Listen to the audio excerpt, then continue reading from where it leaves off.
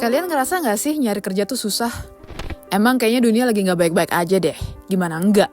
Negara-negara maju satu persatu mengalami krisis. Jumlah lapangan kerja semakin tipis. Raksasa otomotif Jerman alami krisis energi.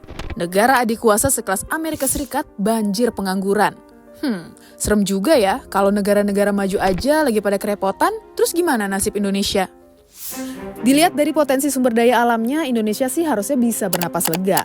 Gimana enggak? Alam Indonesia itu kaya banget.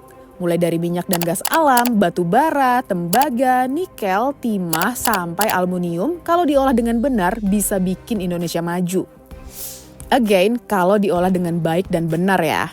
Karena selama ini kita cuma bisa jadi eksportir bahan mentah. Terus gimana solusinya? Pernah dengar kata hilirisasi? Yap, kata hilirisasi ini sering banget disebut-sebut terutama saat debat capres pemilu 2024.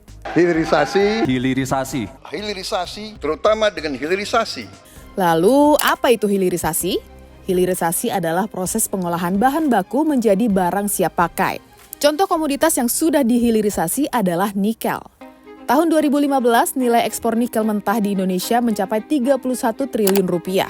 Setelah diolah, bisa dijual hingga mencapai angka 510 triliun rupiah.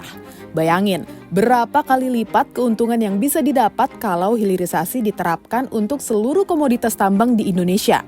Kita bahkan bisa jadi pemain utama di industri kendaraan listrik. Karena semua bahan baku mulai dari nikel dan aluminium untuk membuat bodi sampai baterai ada di Indonesia. Apalagi Indonesia adalah penghasil nikel terbesar di dunia. Bahkan hampir 50% cadangan nikel dunia adanya di Indonesia. So, Cina, Korea, permisi. Indonesia mau lewat. Nggak cuma soal cuan, hilirisasi juga bisa menciptakan lapangan kerja, mengurangi ketergantungan pada impor, dan meningkatkan daya saing suatu negara.